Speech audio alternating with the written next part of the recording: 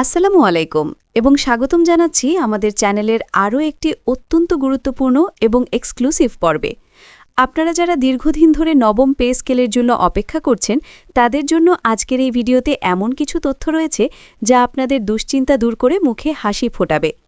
আজকের ভিডিওর শুরুতেই আমি আপনাদের সামনে তথ্যের নির্ভরযোগ্যতা প্রমাণ করতে চাই। আপনারা স্ক্রিনে দেখতে পাচ্ছেন দেশের শীর্ষস্থানীয় জাতীয় দৈনিকগুলোর রিপোর্ট। যুগান্তর, দৈনিক জনকণ্ঠ, দেশ রূপান্তর এবং এখন টিভির মতো স্বনামধন্য মিডিয়াগুলো নবম পে স্কেল এবং সরকারি কর্মচারীদের বেতন বৃদ্ধির বিষয়ে যে সংবাদগুলো প্রকাশ করেছে, আমরা সেগুলোকে পুঙ্খানুপুঙ্খভাবে বিশ্লেষণ করেছি। আপনারা স্ক্রিনে যুগান্তরের রিপোর্টটি দেখতে পাচ্ছেন, পাশে রয়েছে দৈনিক জনকণ্ঠের প্রতিবেদন এবং দেশ রূপান্তরের সেই বিশেষ সংবাদটি যেখানে জ্বালানি উপদেষ্টার বক্তব্য এবং পে স্কেলের বর্তমান অবস্থার কথা উল্লেখ করা হয়েছে। এই সোর্সগুলো থেকেই আজকের সব তথ্য আমি আপনাদের সামনে তুলে ধরব। প্রথমেই আপনাদের সেই কাঙ্ক্ষিত সংবাদটি দিয়ে শুরু করতে চাই, যা শোনার জন্য আপনারা অধীর আগ্রহে অপেক্ষা করছেন। নবম পে স্কেলের চূড়ান্ত প্রজ্ঞাপন নিয়ে সরকার একটি অত্যন্ত ইতিবাচক অবস্থানে পৌঁছেছে। আমাদের কাছে আসা সর্বশেষ আপডেট এবং পত্রিকার বিশ্লেষণ অনুযায়ী নবম পে স্কেল বাস্তবায়নের একটি রোডম্যাপ তৈরি করা হচ্ছে। আর এই রোডম্যাপের সবচেয়ে আকর্ষণীয় এবং ধামাকা খবরটি হল এই নতুন বেতন কাঠামোটি 2 ধাপে কার্যকর হতে যাচ্ছে। হ্যাঁ, আপনারা ঠিকই শুনছেন, জানুয়ারি মাস থেকেই এর একটি অংশ বা অন্তর্বর্তীকালীন সুবিধা কার্যকর হওয়ার প্রবল সম্ভাবনা রয়েছে এবং আগামী জুলাই মাস থেকে পূর্ণাঙ্গভাবে নবম পে স্কেল কার্যকর করার পরিকল্পনা নিয়ে এগোচ্ছে সংশ্লিষ্ট মহল। তাই আপনাদের অনুরোধ করব, ভিডিওর একটি সেকেন্ডও মিস করবেন না, কারণ ভিডিওর একদম শেষে আমি আপনাদের এমন কিছু গোপন এবং অত্যন্ত গুরুত্বপূর্ণ তথ্য দেব যা আপনারা এর আগে কোথাও শোনেননি বা কল্পনাও করেননি। সেই গোপন তথ্যটি আপনাদের ভবিষ্যতের পেনশনের হিসাব এবং এককালীন প্রাপ্তির অঙ্ককে কিভাবে বদলে দিতে পারে তা জানলে আপনারা অবাক হয়ে যাবেন। তাই শেষ পর্যন্ত আমাদের সাথেই থাকুন। শুরুতেই আসা যাক মূল আলোচনায়। দেশের বর্তমান বাজার পরিস্থিতি এবং মুদ্রাস্ফীতি কোথায় গিয়ে ঠেকেছে তা নতুন করে বলার কিছু নেই। যুগান্তর এবং জনকণ্ঠের রিপোর্টে বারবার এই বিষয়টি উঠে এসেছে যে 2015 সালে যখন অষ্টম পে স্কেল দেওয়া হয়েছিল, তখন বাজারের যে অবস্থা ছিল 2024-25 সালে এসে তা 3 থেকে 4 গুণ বৃদ্ধি পেয়েছে। ফলে সরকারি কর্মচারীরা, বিশেষ করে যারা 11 থেকে 20 গ্রেডে চাকরি করেন, তাদের জীবনযাপন করা এখন অসম্ভব হয়ে পড়েছে। এই বাস্তবতাকে এখন সরকার আর অস্বীকার করতে পারছে না। আপনারা দেখেছেন, দেশ রূপান্তরের রিপোর্টে জ্বালানি ও খনিজ সম্পদ উপদেষ্টা ফাউজুল কাবির খান পে স্কেল নিয়ে একটি অত্যন্ত তাৎপর্যপূর্ণ বক্তব্য দিয়েছেন। তিনি বলেছেন, পে স্কেল দেওয়া বা বেতন বাড়ানো কোনো সমস্যা নয়, কিন্তু এর জন্য সরকারের রাজস্ব আয় বাড়াতে হবে। তিনি আরও বলেছেন যে সবাই দাবি জানাচ্ছে এবং তাদের দাবিগুলো যৌক্তিক। এখন প্রশ্ন হল, জানুয়ারি থেকে কেন অর্ধেক বা আংশিক কার্যকর এবং জুলাই থেকে পূর্ণাঙ্গ কেন? এর উত্তর লুকিয়ে আছে আমাদের বাজেট এবং অর্থবছরের হিসাবের মধ্যে। সাধারণত যে কোনো বড় পে স্কেল বা বেতন কাঠামো জুলাই মাস থেকে, অর্থাৎ নতুন অর্থবছর থেকে কার্যকর হয়। কিন্তু বর্তমান পরিস্থিতিতে কর্মচারীদের মধ্যে যে ক্ষোভ এবং হতাশা তৈরি হয়েছে এবং দ্রব্যমূল্যের যে ঊর্ধ্বগতি, তাতে জুলাই পর্যন্ত অপেক্ষা করাটা অনেকের জন্যই কঠিন।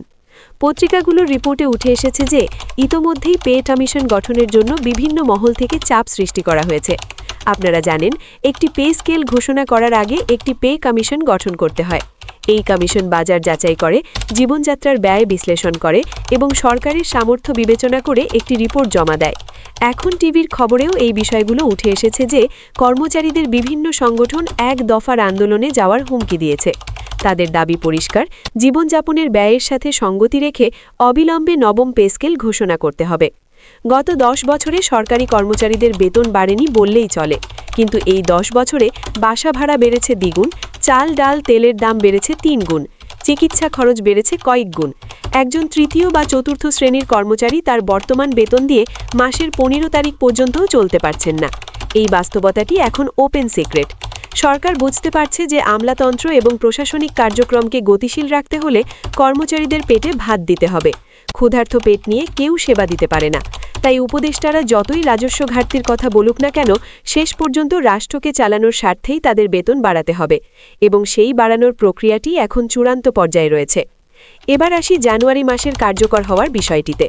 আপনারা হয়তো ভাবছেন, জানুয়ারি তো চলেই যাচ্ছে বা চলে গেছে, তাহলে কিভাবে হবে? মনে রাখবেন, সরকারি সিদ্ধান্ত যখন হয় তখন তা ভূতাপেক্ষভাবে কার্যকর হয়, অর্থাৎ যদি প্রজ্ঞাপনটি ফেব্রুয়ারিতেও জারি হয় তবুও এর আর্থিক সুবিধা আপনারা জানুয়ারি মাস থেকেই পাবেন। এটাকে বলা হয় অ্যারিয়ার বা বকেয়া। তাই প্রজ্ঞাপন কবে সই হলো সেটা বড় বিষয় নয়, বড় বিষয় হলো কার্যকর হওয়ার তারিখ। জুলাই মাসের পূর্ণাঙ্গ বাস্তবায়নের বিষয়টি আরও ইন্টারেস্টিং। জুলাই মাসে সাধারণত বার্ষিক ইনক্রিমেন্ট যোগ হয়। এবার পরিকল্পনা করা হচ্ছে জুলাই মাসে যখন নবম পে স্কেল পুরোপুরি কার্যকর হবে তখন আপনাদের বেসিক স্যালারি বা মূল বেতন এমনভাবে নির্ধারণ করা হবে যাতে বর্তমান বাজারের সাথে সামঞ্জস্যপূর্ণ হয়। বিভিন্ন কর্মচারী সংগঠনের দাবি হল সর্বনিম্ন মূল বেতন 25,000 টাকা হতে হবে। আপনারা যারা দীর্ঘদিন ধরে হতাশায় ছিলেন, ভাবছেন যে এই সরকার হয়তো পে স্কেল দেবে না, তাদের জন্য বলছি হতাশ হবেন না। মনে রাখবেন, কোনো সরকারই চায় না তার প্রশাসনের মূল চালিকা শক্তি অর্থাৎ সরকারি কর্মচারীরা অসন্তুষ্ট থাকুক। বিশেষ করে নির্বাচনের আগে বা রাজনৈতিক স্থিতিশীলতার জন্য কর্মচারীদের খুশি রাখাটা সরকারের জন্য অত্যন্ত জরুরি। তাই কৌশলগত কারণেই সরকার নবম পে স্কেল ঘোষণা করতে যাচ্ছে। ভিডিওর এই পর্যায়ে আমি আপনাদের সাথে শেয়ার করব বেতনের গ্রেড পরিবর্তনের কিছু সম্ভাবনার কথা। শুধুমাত্র টাকার অঙ্ক বাড়লেই হবে না, গ্রেড বৈষম্য দূর করাটাও জরুরি। খবরে প্রকাশ, 11 থেকে 20 গ্রেডের কর্মচারীদের জন্য বিশেষ কিছু সুবিধা রাখা হচ্ছে নতুন পে স্কেলে। বর্তমানে 11তম গ্রেড এবং 10ম গ্রেডের মধ্যে বেতনের যে বিশাল ব্যবধান রয়েছে সেটি কমিয়ে আনা হবে। এছাড়া টাইম স্কেল এবং সিলেকশন গ্রেড, যা 8ম পে স্কেলে বাতিল করা হয়েছিল, সেটি আবার ফিরিয়ে আনার জোর দাবি রয়েছে এবং এই দাবির প্রতি সরকারের নমনীয় মনোভাব দেখা যাচ্ছে। যদি টাইম স্কেল ফিরে আসে তাহলে যারা একই পদে দীর্ঘদিন ধরে চাকরি করছেন কিন্তু পদোন্নতি পাচ্ছেন না, তারা আর্থিকভাবে অনেক লাভবান হবেন। এবার আসুন আলোচনা করি পেনশনারদের নিয়ে। যারা অবসরে আছেন তাদের জীবন তো আরও কঠিন। ওষুধ খরচ এবং বার্ধক্যজনিত ব্যয়ের কারণে তারা দিশেহারা। নতুন পে স্কেলে পেনশনারদের চিকিৎসা ভাতা এবং মাসিক পেনশন বৃদ্ধির বিষয়ে বিশেষ গুরুত্ব দেওয়া হচ্ছে। শোনা যাচ্ছে পেনশনারদের চিকিৎসা ভাতা বর্তমানের চেয়ে দ্বিগুণ করা হতে পারে। এটি যদি হয় তাহলে এটি হবে আমাদের প্রবীণ নাগরিকদের জন্য একটি বড় আশীর্বাদ। আপনারা যারা ভিডিওটি দেখছেন তাদের মনে হয়তো প্রশ্ন জাগছে, তাহলে কবে নাগাদ আমরা হাতে কাগজ পাব? দেখুন, সরকারি কাজ একটু সময় সাপেক্ষ। কমিটি গঠন, রিপোর্ট জমা, অর্থ মন্ত্রণালয়ের ভেটিং এসব পার হতে কিছুটা সময় লাগে। কিন্তু ভেতরের খবর হলো ড্রাফটিং বা খসড়া তৈরির কাজ অনেক দূর এগিয়ে গেছে। জানুয়ারি থেকে কার্যকরের ঘোষণাটি আমরা হয়তো খুব শীঘ্রই একটি আনুষ্ঠানিক প্রেস ব্রিফিংয়ের মাধ্যমে জানতে পারব। আর জুলাই থেকে তো বাজেটের মাধ্যমেই এটি পাস হবে। তাই প্রস্তুতি নিন, মানসিক প্রস্তুতি রাখুন যে আপনাদের সুদিন আসছে। আমি ভিডিওর শুরুতে বলেছিলাম যে শেষে আপনাদের জন্য একটি গোপন এবং অত্যন্ত গুরুত্বপূর্ণ তথ্য দেব। এখন সেই সময়টি এসেছে। খুব মনোযোগ দিয়ে শুনুন, কারণ এই তথ্যটি আপনারা সচরাচর কোনো পত্রিকায় পাবেন না। এটি হলো ভেতরের ক্যালকুলেশন। গোপন তথ্যটি হল সরকার এবার পে স্কেল দেওয়ার আগে মহার্ঘ ভাতা বা ডিয়ারনেস অ্যালাউন্সকে মূল বেতনের সাথে মার্জ বা একীভূত করার একটি গোপন পরিকল্পনা করছে। এর মানে কি জানেন? এর মানে হলো বর্তমানে আপনারা যে মূল বেতন পাচ্ছেন, পে স্কেল নির্ধারণের সময় তার সাথে বাজারের মুদ্রাস্ফীতির হারের উপর ভিত্তি করে একটি বড় অংশ যোগ করে সেটাকেই নতুন বেসিক হিসাবে ধরা হবে। সাধারণ নিয়মে পে স্কেলে বেতন দ্বিগুণ হয়, কিন্তু যদি এই মার্জিং ফর্মুলা প্রয়োগ করা হয় তাহলে আপনাদের বেতন দ্বিগুণেরও বেশি হতে পারে। ধরুন কারোর বর্তমান বেসিক 10,000 টাকা, সাধারণ নিয়মে নতুন স্কেলে তা 20,000 হতো, কিন্তু গোপন ফর্মুলা অনুযায়ী 10,000-এর সাথে বর্তমান মুদ্রাস্ফীতি বা মহার্ঘ ভাতা হিসাবে আরও 3-4 হাজার টাকা যোগ করে 14,000 টাকাকে বেস ধরা হবে এবং তারপর সেটাকে স্কেলিং করা হবে। ফলে নতুন বেসিক 28,000 টাকার কাছাকাছি চলে যেতে পারে। এই বিষয়টি এখনও আলোচনার টেবিলে আছে এবং যদি এটি পাস হয় তাহলে এটি হবে সরকারি কর্মচারীদের ইতিহাসের সবচেয়ে বড় প্রাপ্তি। আরেকটি গোপন তথ্য হল অবসরের বয়সসীমা নিয়ে। যদিও এটি সরাসরি পে স্কেলের অংশ নয়, কিন্তু পে স্কেলের প্যাকেজের সাথে অবসরের বয়সসীমা 65 বছর করার একটি প্রস্তাবনাও বিবেচনাধীন রয়েছে। যদি এটি হয় তাহলে আপনারা আরও বেশি সময় চাকরি করার সুযোগ পাবেন এবং অবসরের সময় আরও বড় অঙ্কের গ্র্যাচুইটি নিয়ে বাড়ি ফিরতে পারবেন। প্রিয় দর্শক, আমরা সবসময় চেষ্টা করি আপনাদের কাছে সত্য এবং সঠিক তথ্যটি তুলে ধরার। আজকের ভিডিওতে আমরা পত্রিকার সূত্র ধরে এবং আমাদের নিজস্ব বিশ্লেষণের মাধ্যমে নবম পে স্কেলের আদ্যপ্রান্ত আপনাদের সামনে তুলে ধরলাম। জানুয়ারি থেকে আংশিক এবং জুলাই থেকে পূর্ণাঙ্গ, এই ফর্মুলাতেই এগিয়ে যাচ্ছে সরকার। আপনাদের শুধু একটু ধৈর্য ধরতে হবে এবং ঐক্যবদ্ধ থাকতে হবে। গুজব ছড়াবেন না এবং গুজবে কান দেবেন না। সঠিক তথ্যের জন্য আমাদের চ্যানেলের সাথেই থাকুন। আমরা এই বিষয়টি নিয়মিত মনিটর করছি। যখনই কোনো নতুন আপডেট আসবে বা প্রজ্ঞাপন জারি হবে, সবার আগে আমরাই আপনাদের জানাবো।